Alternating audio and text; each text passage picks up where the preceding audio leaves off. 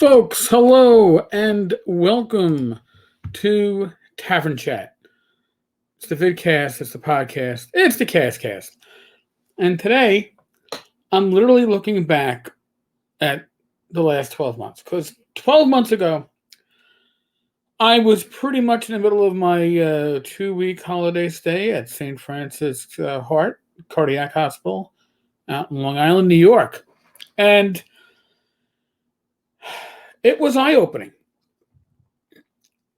You know, we take a lot of things for granted. I know I did. I took for granted that, hey, I could go out to my local pub for lunch for 5 days a week.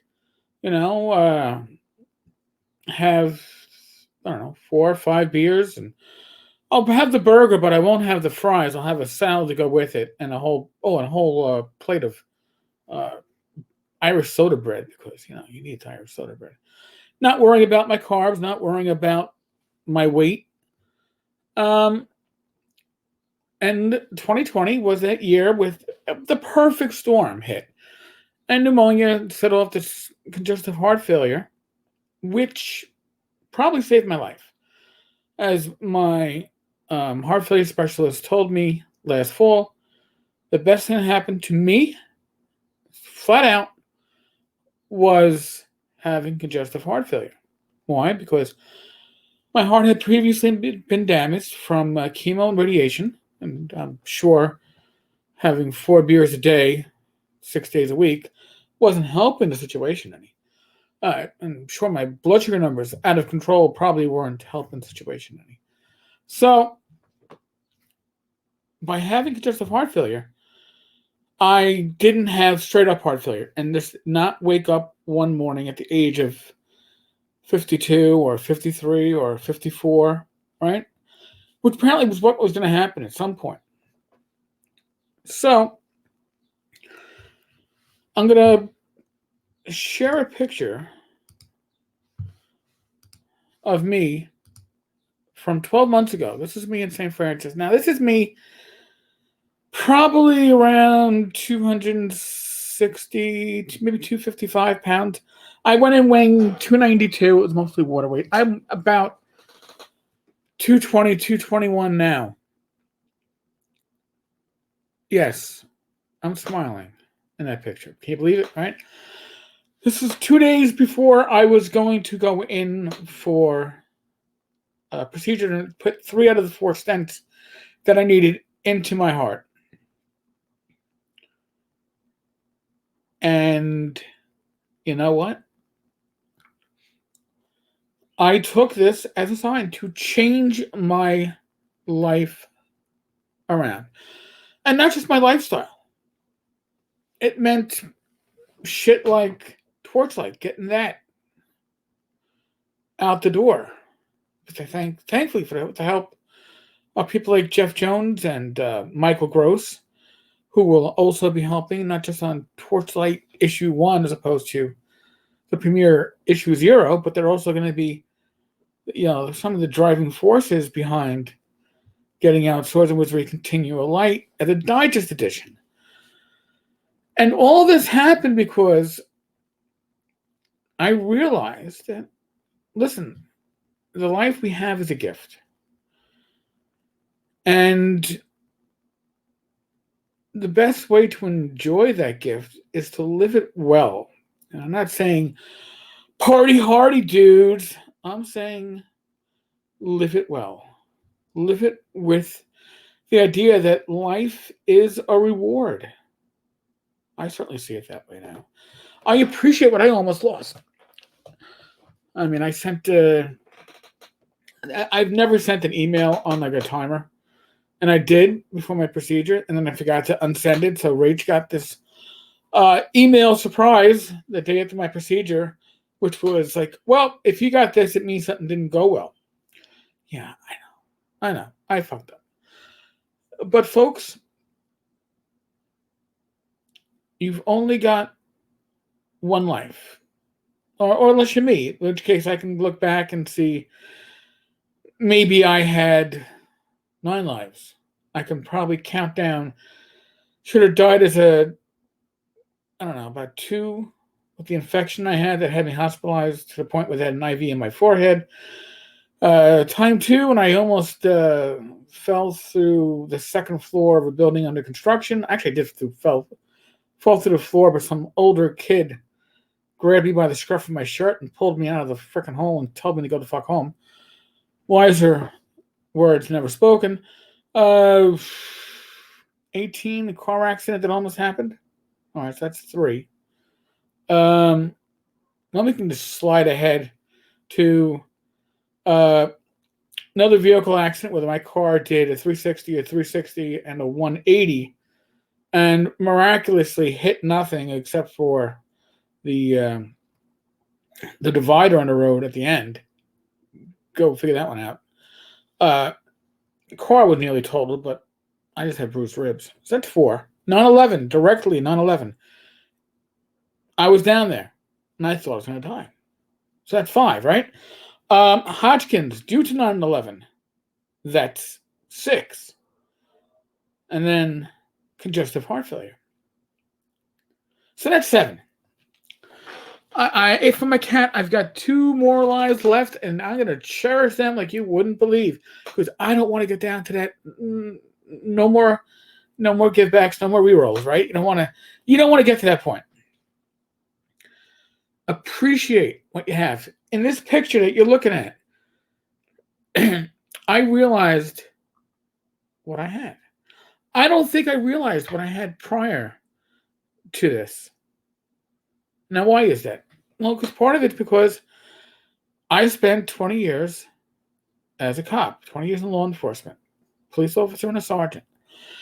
And part of that time, the way you survive it, literally is believing in your own immortality, your own invulnerability. I got stuck by a needle in some crackhead's or heroin addict's pants. Nothing's going to happen, right? So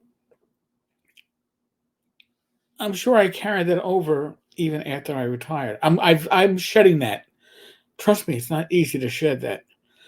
But I also cherish every day more than I ever did. Just the act of waking up in the morning and saying, thank you, God. And you don't have to believe in a higher power to be thankful for every day.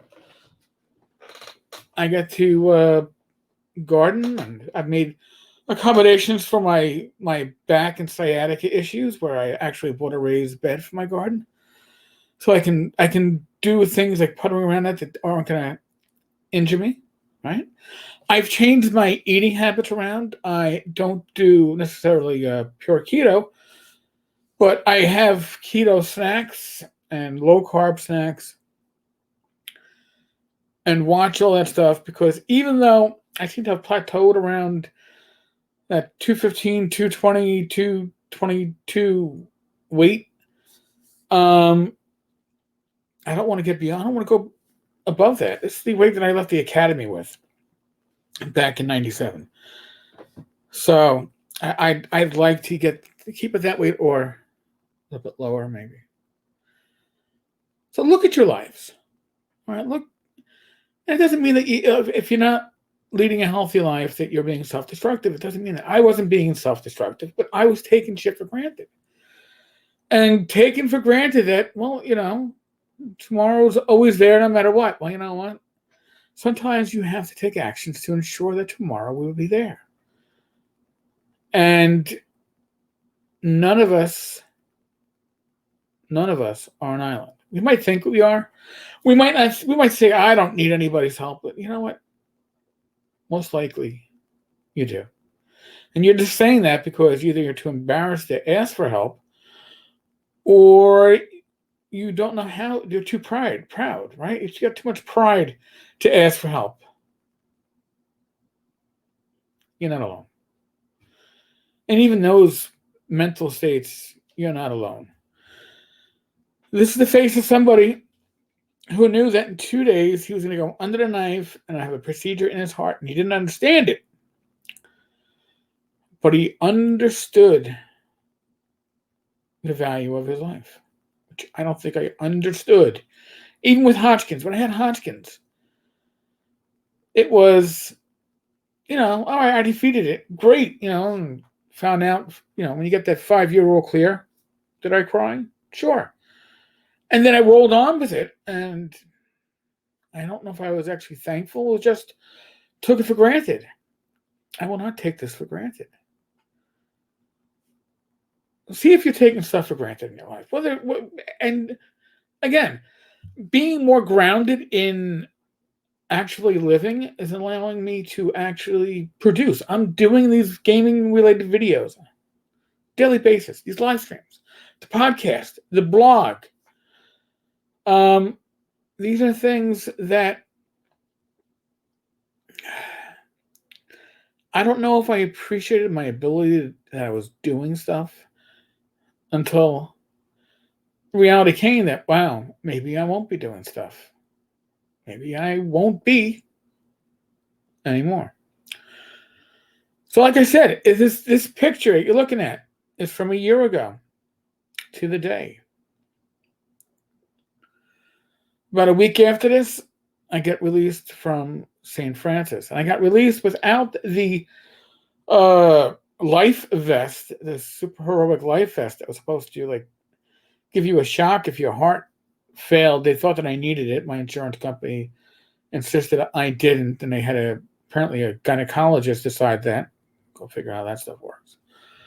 Thankfully, I didn't need it. But